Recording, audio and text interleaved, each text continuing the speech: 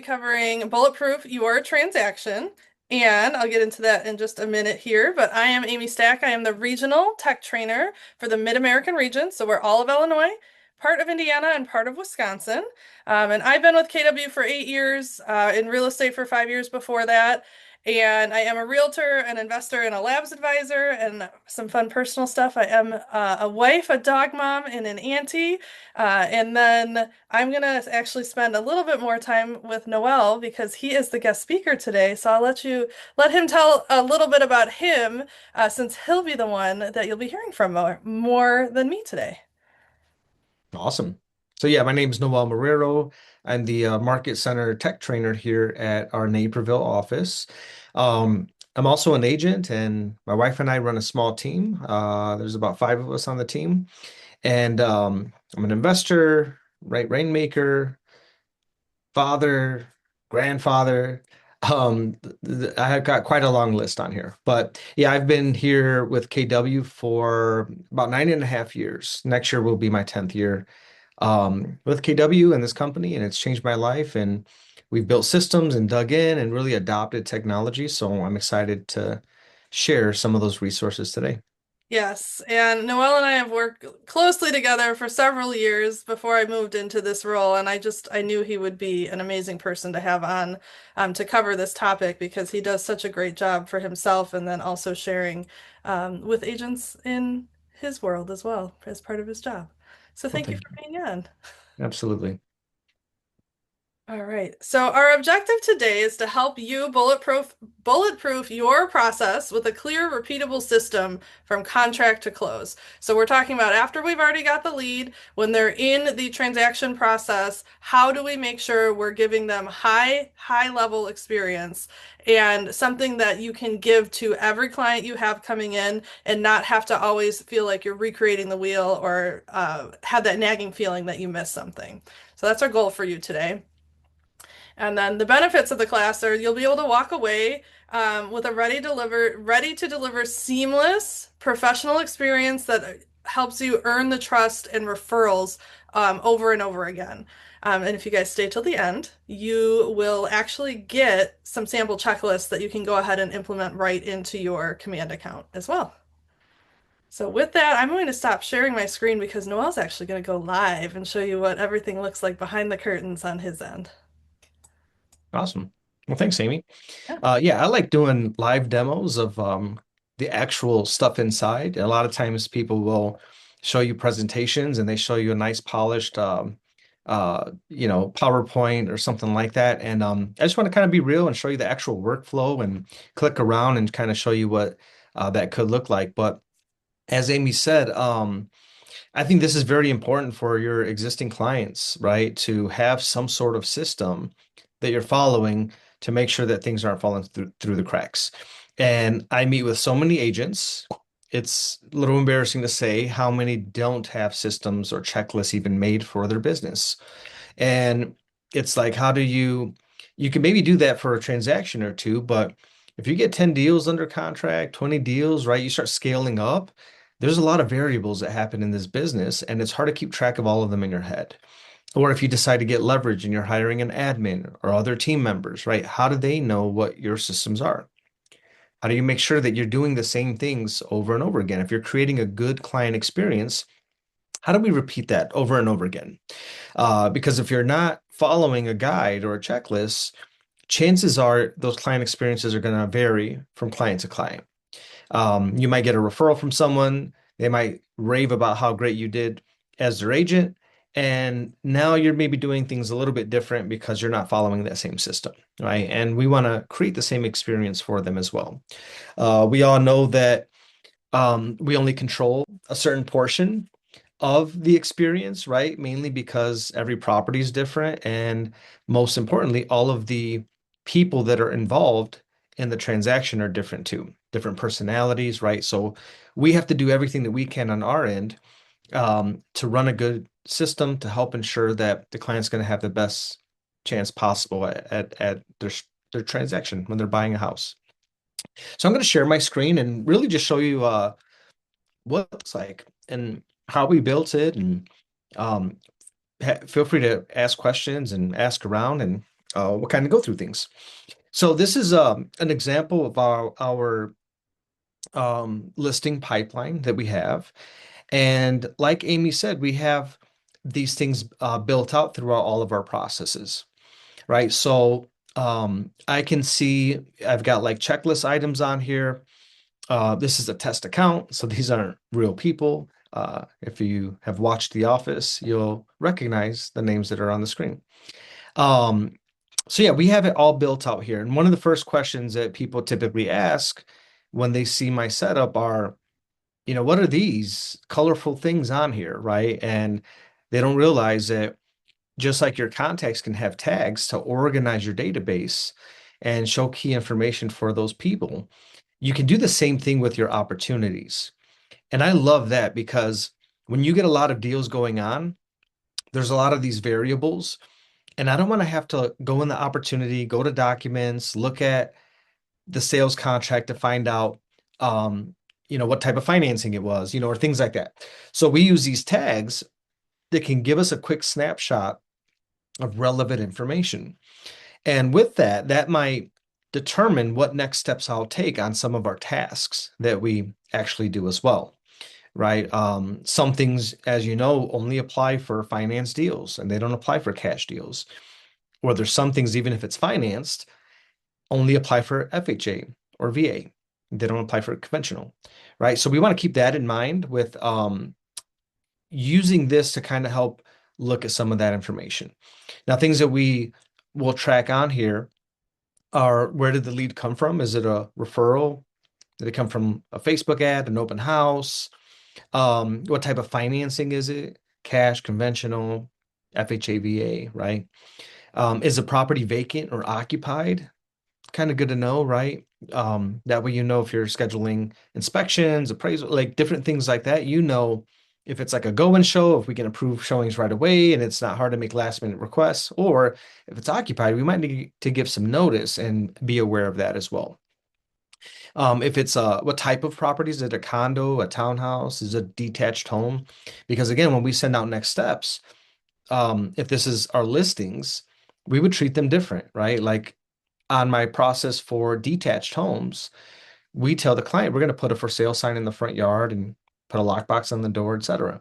Well, if it's a condo, condos don't really allow you to put for sale signs in the front yard, right? So this is an indication that, hey, we have a different template for condos that we use that doesn't apply for our detached single homes, right? If there's a HOA and we need to get HOA docs, if there's a home warranty, or if the house is as is, right? These are all important things. As you can see, the red items are important items to me that I really want to stand out, so that way I can make sure that we're doing things that are really in line with that. Now, at the end of the day, I tell agents it's important to have a checklist throughout your transaction of what to do, and you can be consistent with it. It doesn't have to be in command, right? If it's a paper checklist and you have a file folder and that's how you work best, cool. You have a system, right? I love doing it inside of command. This is actually my favorite part of command, with using opportunities and having it all organized. And I think they just did a phenomenal job on the workflow and how everything works on here with opportunities. So if you're a team or you're planning on growing a team, I think there's a lot of value to building it in the system, because now there's transparency. Now it's not in your file folder on your desk. Anyone can log in and see what's been done, what hasn't been done, right? Things like that. Now, when you build those out in here, for each of these different phases, in reality, you can build out different checklists for the stages that are below in that phase or located within that phase. And like you'll see on here, right? This is like a sample. And actually, I think I can load up another one here. Oops, I'm clicking on the wrong links with Zoom. All right, let me move this around a bit. Actually, I'm going to move this one down here.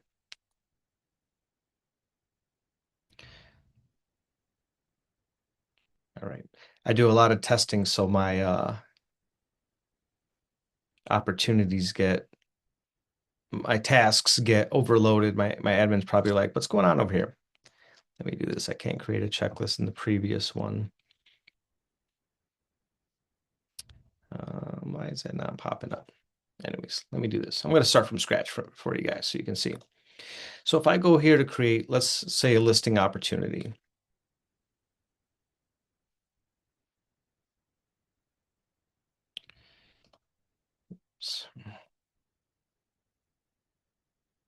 All right. And this is my seller. Again, there's a lot of information you can put in here. However, you don't have to. And really ours starts with like an onboarding stage. I'm going to take you a little bit um, beyond kind of what our workflow was that we were discussing, but just to kind of show you guys the entire workflow. So now I created this new opportunity. It's a listing and it's in our onboarding stage. As you can see, we have 17 things that we do for when we onboard a new client, right? As part of our process. And then we keep them in certain buckets. Like initially, when they come in and we onboard them, what is their timeline? Is it more, are they telling me, hey, we're moving in 2 years, right? Because our kid's graduating school and we're moving out. Okay. Or if it's like 1 to 2 years, 7 to 12 months, 4 to 6 months, 0 to 3 months, wherever we put them, we have an additional checklist inside of here that might tell me some things as far as um, how often should I be following up with this client, right? So, like for example, if they're looking in 7 to 12 months, we put them on like a midterm seller smart plan, and then this is a monthly follow up, right?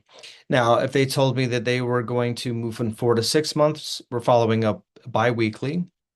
If they're hot, 0 to 3 months, every week we're touching base with them. We're trying to schedule a listing appointment or a buyer consultation. So really the timeline dictates the frequency in which we reach out, on there. And then of course we got appointment, active client, under contract. So for this example, I'm just going to move it to under contract. That's primarily what we're talking about with transaction management. So when I move it to under contract stage here, maybe, let me refresh this. All right. So you can see I have the listing in here now. Oops.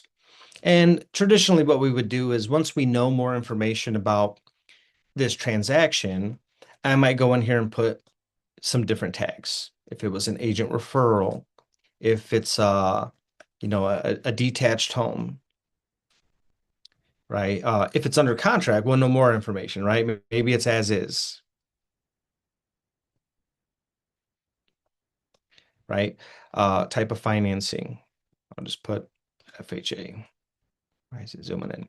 Right. So whatever tags are relevant, you can put in this field on here. Now, this is where the checklists come in. So you can see in our attorney review inspection period, I've got 30 things on here. And as an example, you can see the names of all of the tasks, right? So a lot of these things are things that you guys are doing on a regular basis. You guys are sending out your next steps email, you're scheduling the home inspection, you're sending a calendar invite, right? You're doing these things over and over again. So start if you don't have a current checklist, start documenting all the things that you guys do so that way you can start building this for yourself. And as Amy said, we'll send out a sample one. Um, the one that our team uses is really at a high level. There's like over, I think about 200 tasks for the buy side and the sell side from the cultivate all the way to post closing and things that we do after closing on here. But when you go inside here and you see, okay, here's one of our next steps is to email the client the congrats next steps email. I can click on this. There's a description that tells me what this task means. Initially, if you're a solo agent, you might know what that means, right? And you may not need a description for that because you know when to send it and who you should send it to and things like that. But I would encourage you to make a note on there on what does this task mean? Because if you start hiring an admin or getting leverage, or you have a buyer's agent or someone that joins a team, how do they know what this means? How do they know who they should copy? Should they copy the attorney, the lender, the clients? Should they not copy the clients, right? There's a lot of specifics within the transaction where sometimes we don't put the clients on the email chain, and it's only to the professionals or it's only to our side, right? And sometimes we want the client included, right? So it's good to have all those details articulated so that way whoever's running this plan has a good understanding of what that means. I like putting the priority level on here as well because not everything's a high priority.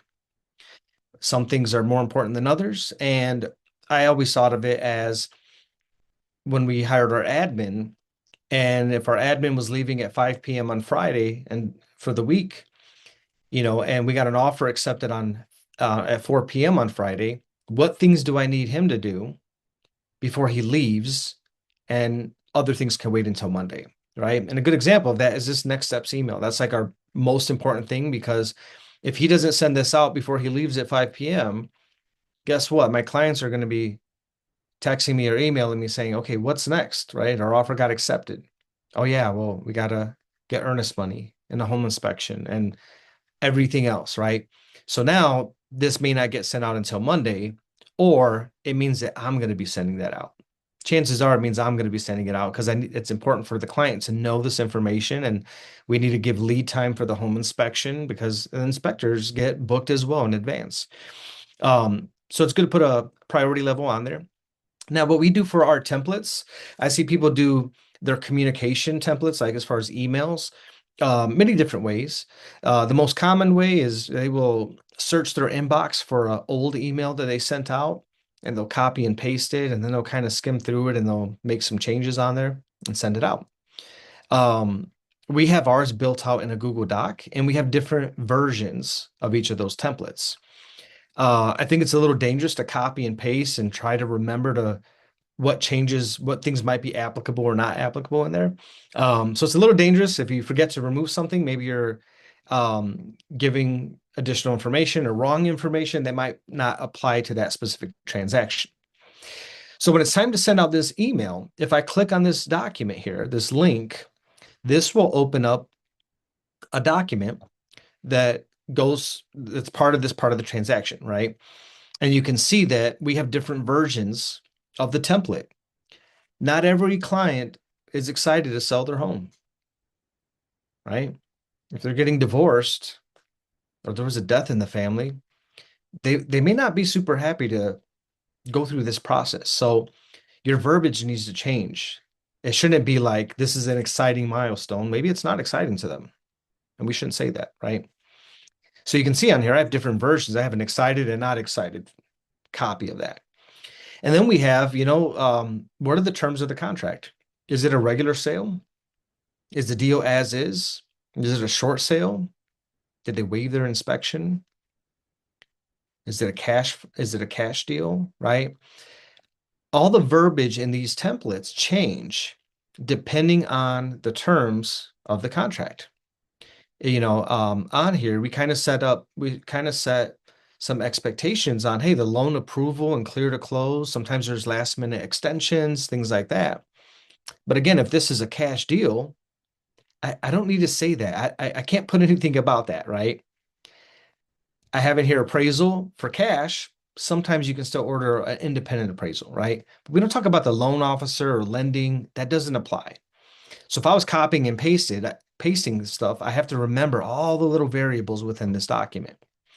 So we have all these different versions. And the nice part about it, when you select one, you can embed this where if I click on this little icon on the left here, what it will do is it'll pull up a draft of only this version of this template, right? I don't have to go through all of these templates. This is a version of only that template on there. And now I can go through here and I can fill in whatever's in red with the client's name, the attorney, or how much earnest money they have to put down, right? Things like that.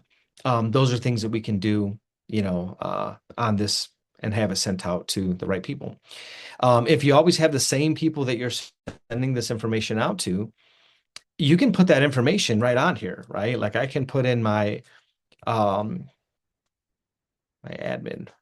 Oh, I'm in a different account, so it's not letting me do the edit. But I can put in my admin email or my attorney's email if I use the same attorney all the time, and then I don't have to type that in. It just automatically pre-fills, and then I'm good to go, and I can send that out. If I make changes to this, it all lives in this live link. I don't have to worry about changing my process here. I just change it on this master document and everything's good. So if you look at our process, I told you we have about 200 checklist items for the buy and sell side. And we've got a lot of email templates that get sent out depending on where they're at in the process, right? So I've got all my buyer templates, I've got all my seller templates, and all of these are embedded inside of the transaction management task list, as I showed you, right? So they all live there. But to give you some additional examples of what this looks like, so we know that we send out an email that goes over our next steps and it highlights what's next for the client. We also send out a text right after we send out the email, letting them know about that we just send out our next steps email because not everybody may check their email like we do. I have a junk email that I never check. It's not tied into any of my apps where it automatically flows in and I get notifications and things like that because so much of it is junk. And we have clients like that too. And sometimes we've sent this out, and I was wondering later in the evening, like, I didn't see them fill out the home inspection scheduling form. Did they get the email? So we reached out to them and they said, oh, yeah, I didn't know the email was sent, right? Because I get so much junk. So we realized, okay, we need to let them know that whenever we send out an email out, we need to let them know and check in via text and tell them that, hey, we sent something out. Please review it. Let us know if you have questions, right? So we've got templates and everything throughout all of these on what we can just copy and paste and really send out, and it's just duplicatable now. Um, Emailing the third parties, lenders, attorneys, right? Disclosures, the contracts, right? All of that information. We try to touch base and call the client to make sure, do they have any questions regarding the email that we sent out and what's next for us? Obviously, only on the listing side, we mark it contingent in the MLS, and then we go through and schedule the home inspection, which is kind of a lot of back and forth on there as well. Sometimes we are talking to multiple people, right? We got to make sure what is the buyer's. This would be more on the buyer side, but like on the buy side, what's their schedule like? Does it match my schedule? Right? Am I available during the days and times they're available? And what about the seller? Is the seller okay with that?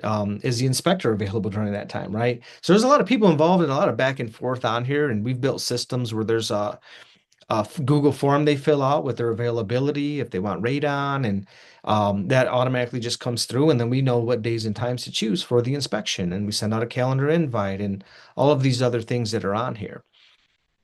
Um, Updating property details and the opportunity, making sure that we do our compliance and we're uploading the proper documents in the document section of our opportunities.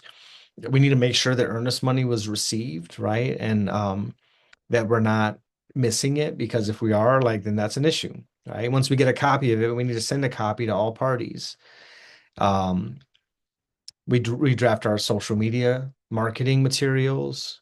Once we get our AI letter, right, there's a task that we need to review that with the client to see if they have questions, to see if they understand everything that's on there. How do we negotiate some of those items, right? Things like that, right? There's a reminder to tag them with their birthday so we can capture their birthday and have an additional touch, right, in the future for their birthday.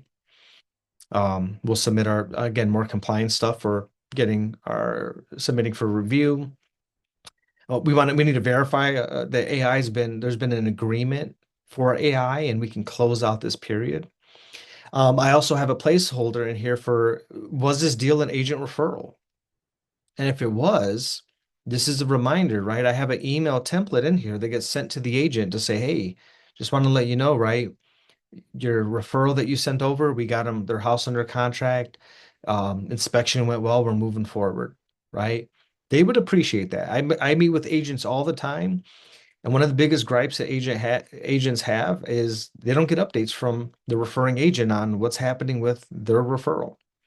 So these can be reminders for you to properly communicate with the referring agent, right? Because it's the same goal too, right? If you do a great job with whoever referred you that client, you want to earn the right for future referrals. Or even if they don't have a referral, if it's someone in their office says, "Hey, I know I'm looking for an agent that's moving to Chicago, right? Or Naperville or whatever. You want them to say, "Oh, I know a great agent. You got to use Amy." Right? She kept me updated throughout the process. My clients were happy, right? That's the goal of this. So don't let yourself kind of go through the whole process and not communicate with that referring agent too, and build a little reminder in here for that. Um, where were we here? Yep. We put a copy of our signed AI letter inside of our opportunity. There's a custom section, right? Because I want to see the home inspection, the signed AI letter, because when I go do the final walkthrough, I'm going to easily be able to access this to know what did the seller agree to fix, if anything, right? And now I have easy access to it. I'm not looking through endless email chains trying to find that one AI letter. And sometimes when you find that letter, it's not where the attorneys wrote over the answers and said agreed or not agreed. Sometimes it's a separate letter that just says agreed, and you're like, what was the question or what was the request that they agreed to? So that becomes challenging too. So we upload everything here so we can easily find it and have access to it even in the future. If it's a finance deal, we will reach out to the lender and let them know, hey, inspection went well. Can we get the appraisal ordered? Right. And we're just kind of buttoning up things, doing our commission and things like that. And once we know the AI's finished and we've completed our items here, then we can move this over to the next stage. Right. And now a new checklist populates with things that we do when we're in the appraisal stage and so forth, right? Each part of these processes, there's a different set of tasks that will get populated on what we need to do during that time. Sometimes a deal falls apart, right? And you kind of have to rewind to know, okay, how do I undo some of the things that we did in here, right? We need to make sure we move them back, we uncheck their, if things were checked out in here, we need to uncheck them. Um, and then there's a variety of other things, right? We have to put it in the MLS back active, right? Things like that too. Um, so we have these all really built out as every part of our process, our close, our actives, under contracts, our buyers, our sellers, and this is how we follow our system. Now, when we go through it, I mentioned that some of these um, items will only apply for certain type of deals, right? So like if I move this one over and there was 10 items for us to do, if this was finance, well, maybe let me not use this one. Let me try financing here. Okay, so 13 items, right? So like you can see that we also have this marked in the beginning with FHA and VA. Well, even though this is financed, there's some items that might only apply for FHA and VA. So when I look in here, if I have FHA, I need to leave those tasks on there. If that doesn't apply because it's conventional, I could just go in here and archive these tasks. So I'd go through and archive them. That way I have a true representation of what tasks actually apply for this transaction, right? Um, so that's how we really manage our transaction. We navigate from beginning to end, and we've built in our client experience touches in here, our back end compliance stuff. If we're going to wow the client with closing gifts or maybe certain little touches throughout the process, it's all built in here. We can put the links, we can put timelines. You can even put smart due dates as well. Like if I go in here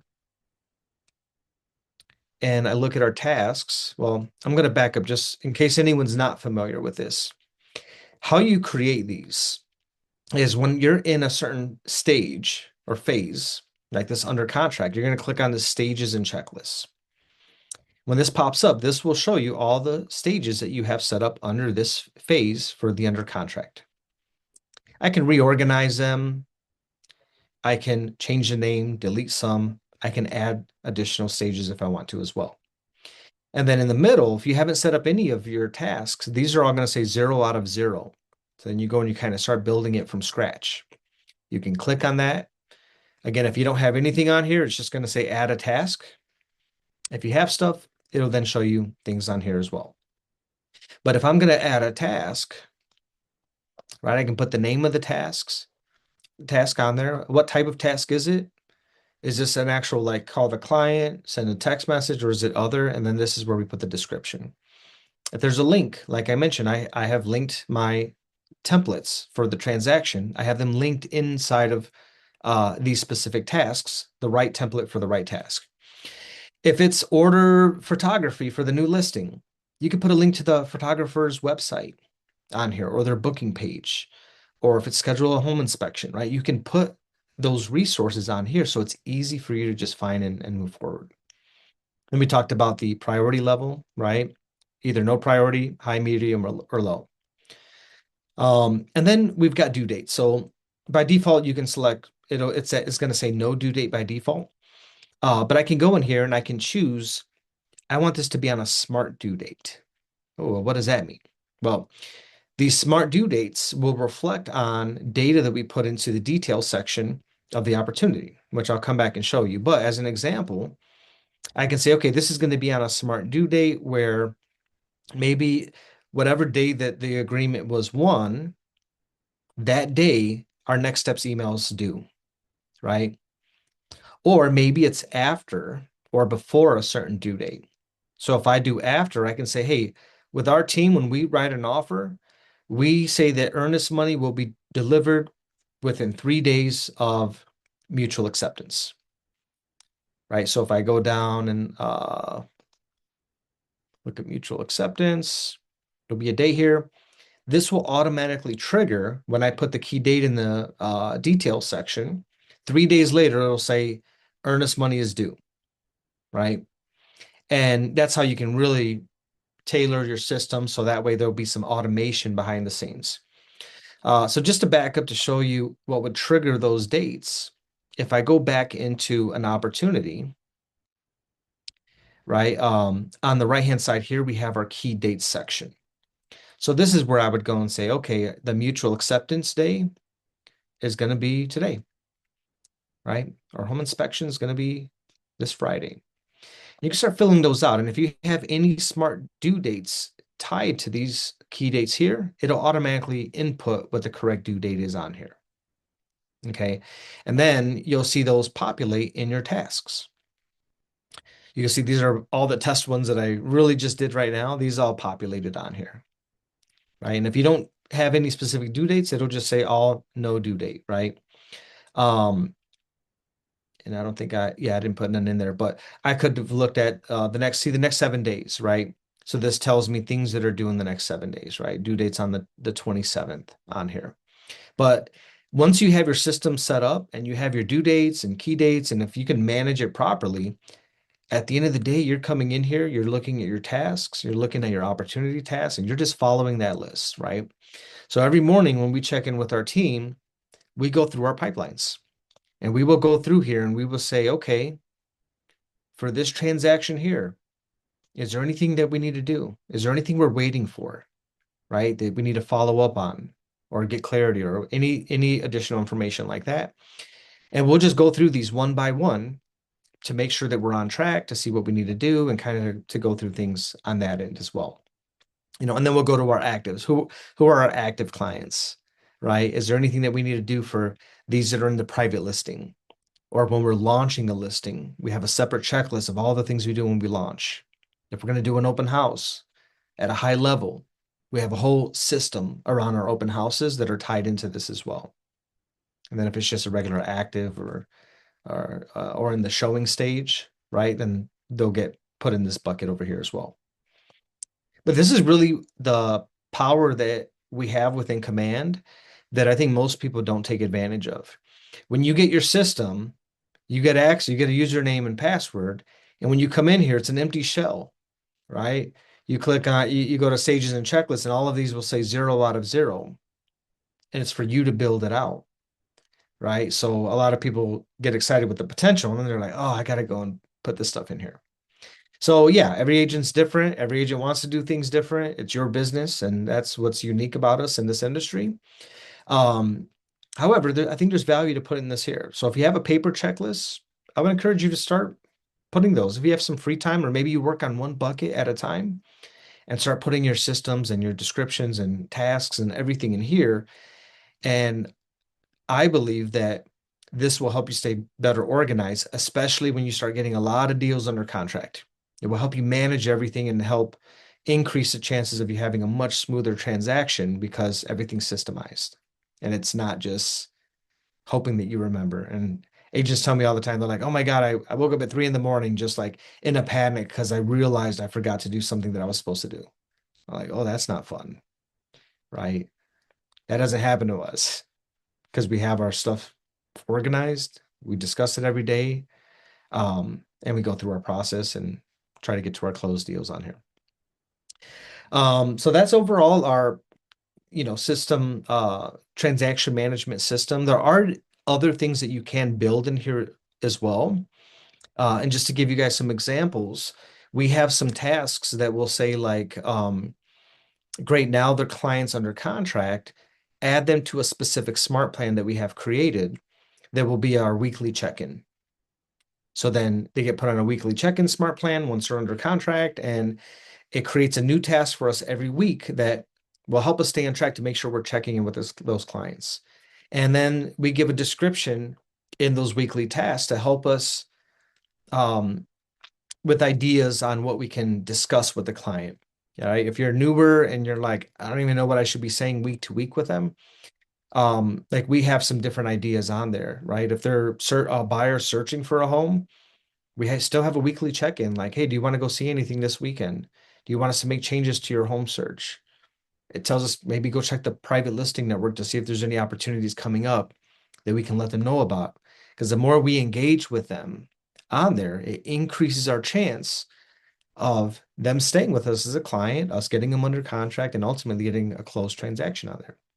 Right. So we have smart plans that are embedded in a lot of our different stages on here that will change. Okay, here's what the weekly check-in should be about. Here's what you need to ask, right?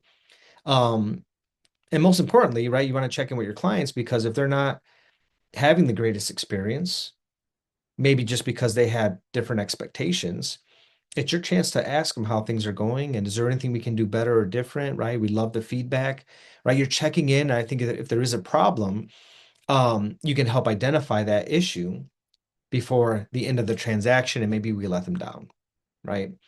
And we've done that. And I think that's why we have about 200 task lists, checklist items in our tasks. A lot of it from feedback from clients like, oh, this would have been helpful. That would have been helpful. I'm like, oh, that's a great idea, right? As I meet with other agents, I'm like, okay, I have an idea on how we need to set those expectations. But if you're not doing some of those things, you guys probably feel some of the different pain points on there. And I'll just go over maybe a few of these just to kind of give you guys some ideas. Like um, I mentioned on the buy side, like when you're under contract, we'll let this load, right? Like scheduling the home inspection. So we have a Google form that the client can fill out with what their availability is, right? If they want radon, what is radon? There's a link to radon, right? That way, whatever selections they choose, I can then look at my schedule and talk to the home inspector and figure out, okay, well, this day works for all of us. Let's make the request then. If not, it's a lot of back and forth, right? Um, some other examples I can give you. Let's see here. Pre-closing email to the listing agent. How many times have you gone to the final walkthrough and the seller's still there moving stuff out of the front, out of the house? It's not fun.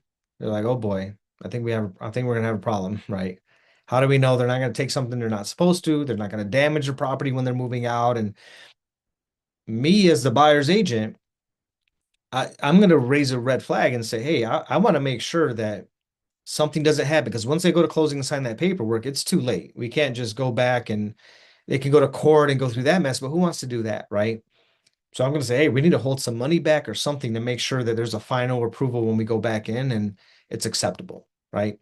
But we let the agents know on here that we're going to be requesting the final walkthrough. Please make sure your client knows that the house should be in broom swept condition. Because sometimes I've gone in there and it's a huge mess with trash and large items, and I'm like, the buyer immediately feels uh bad once they're supposed to be excited, right? They're excited. We open the door and they're like, Is this how they left me the house? So it kind of stinks, right? So how are you being proactive with communicating this to the different parties involved, right? Make sure that um, the sellers should leave the house for uh, make sure that just a quick list of items, right? Make sure they leave the keys for the front, the back, the garage, shed, etc. Garage door remotes. Write down any codes. If there's any warranties, any helpful information about neighbors or in the neighborhood that they would like to pass on, right? Let us know that. If they have a smart um, thermostat, make sure they reset it, right? We don't want to go in and then you can't even change the heat or the cooling because it's on a password and it's locked tied to the buyer, right? We find out if they're going to be going to closing, right? Not every listing agent does. And if they're not going to closing, how do they want keys to be delivered? Most of the time, they'll say, yes, please, you take the keys to closing. But not every time. We've had some agents say, no, please don't leave them. We're going to bring them. Cool. But we need clarity on that, right? So we have this on the buy side and the sell side with like, hey, our next steps, and again, trying to set expectations on there. Another example can be for the sellers. Once a home inspection is scheduled, how many people send out and tell their sellers, hey, you shouldn't be there for the home inspection. It's going to take 2 to 3 hours.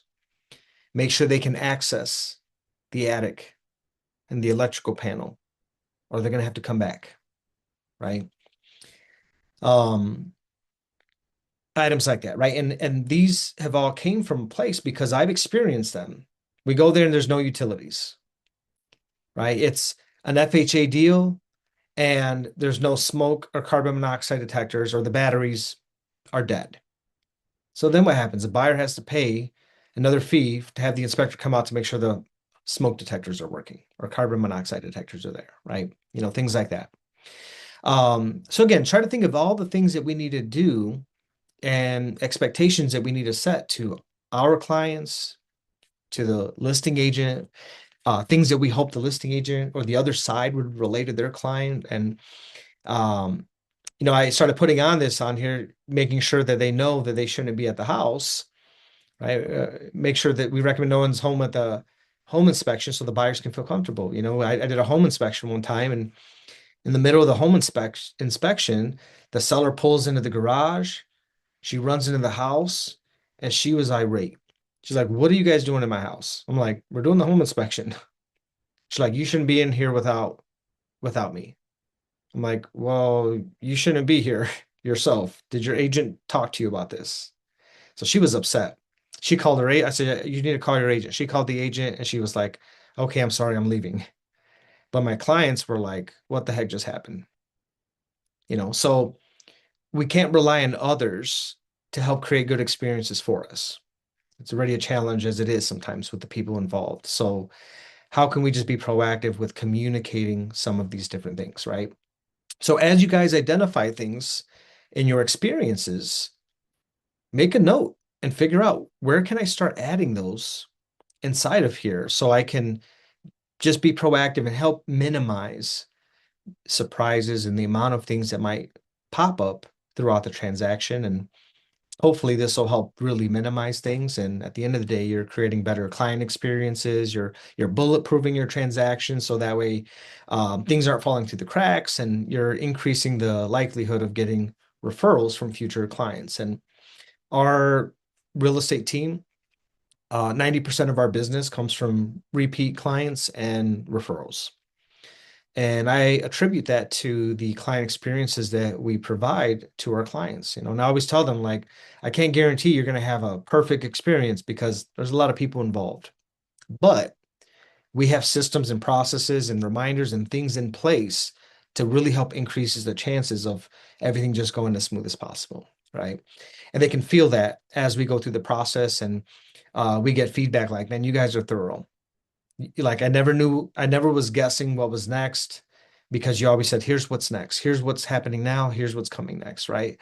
Um, so that's really attributed to us growing a referral-based business. And now, again, that's where most of our business comes from, and I'm grateful for that, right?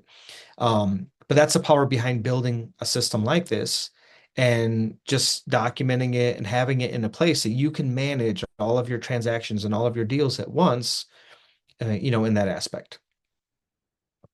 Did I miss anything, Amy? Anything you can think of offhand? Sorry, I had to unmute.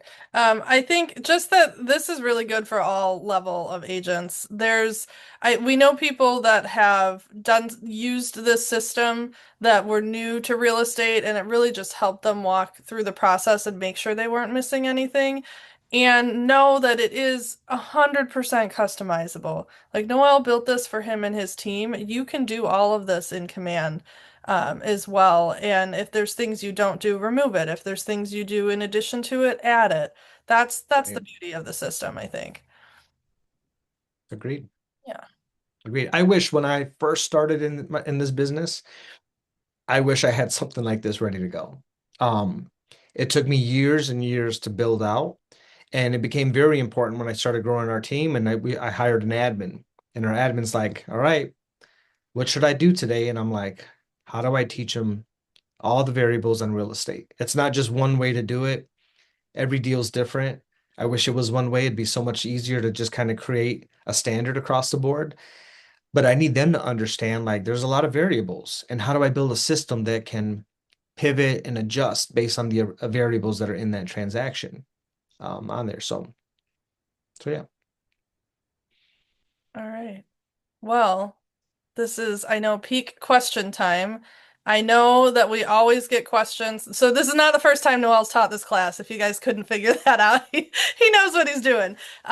So one of the questions we always get is like, how can we get these templates? Stuff like that. Is there some way, like this is great, I don't want to spend the time to do it. Can I pay somebody to do it for me? So we will get to those questions. Are there other questions you guys want to go over before we answer those that I just mentioned? I don't see anything yet.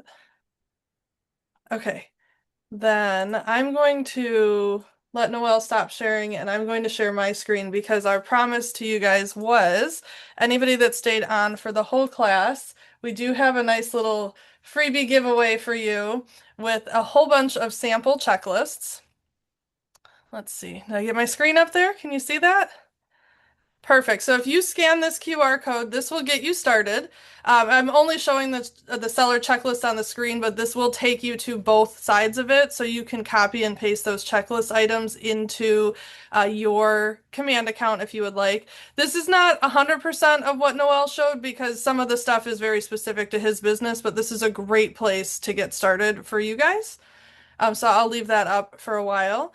And Noelle, how do you usually answer the questions when people say, how do I get this? Or can I Yeah. pay somebody to do it for me? Yeah, that's a very common question is like, how do you create all the templates and all the checklist items? This is kind of a basic checklist item here that just has most of the common things that we need to do for like compliance and like the must-haves, but what are the plus ones, right, for the client experience and extra things to help create a better experience? And like I mentioned, I wish that I had this when I first started. It would have, I think, helped me create better client experiences in the beginning. I would have had more referrals. It would have just accelerated a lot of my career.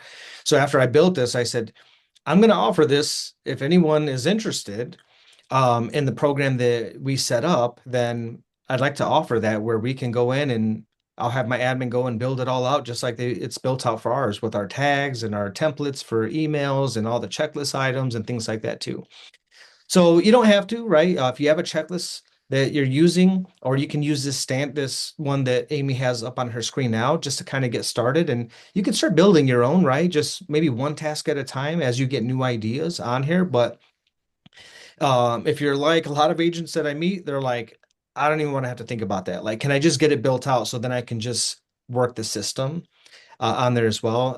Again, we do provide that as a service on there. All right, so I actually have that ready to go. Here's Yep. the service. Yeah, so it's called systemized leverage. Again, so we're happy to answer questions. If you're like, hey, how do I just kind of do this on my own? You can schedule an appointment with us. We're happy to walk you through it and to teach you how to do the system on here.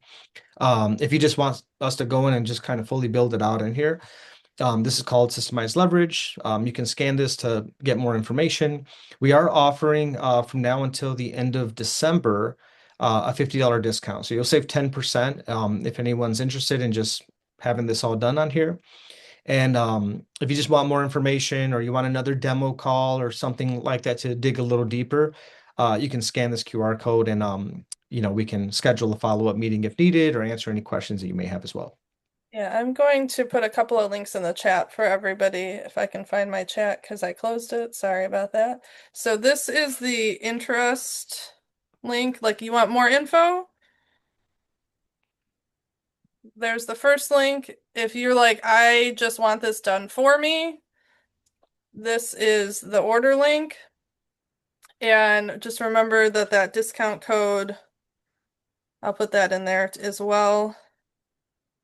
You'll want to put that in when you order, and that'll be good, like Noel said, through the end of the year. So even if you want to think about it or talk to your team or something about that, you've got some time. It's not like a today only type of thing.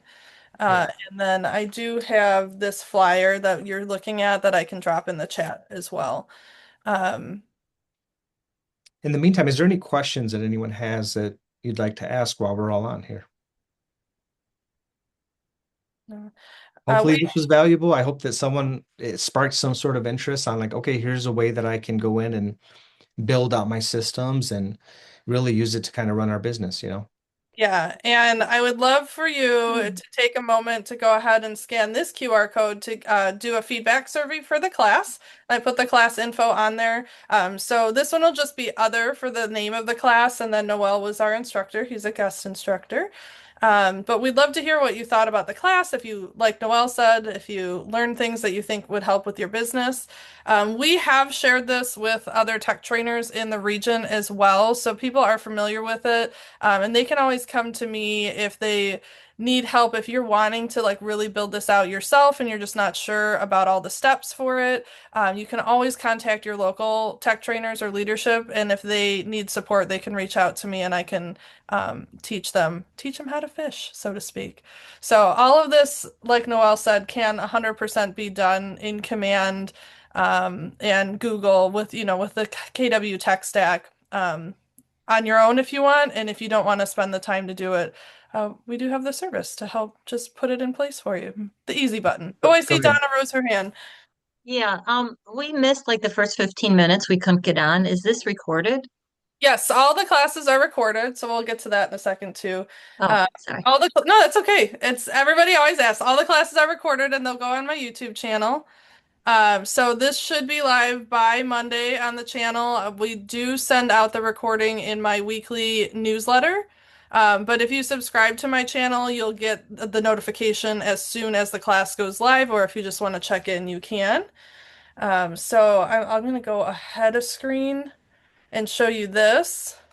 This is my YouTube channel here, or if you scan this QR code, I've put together a tech hub for the region, and one of the resources on that hub is my YouTube channel. So if you don't want to type it in, you can just scan the QR code. I suppose I could make your life easy and just put it in the chat as well, which I will do.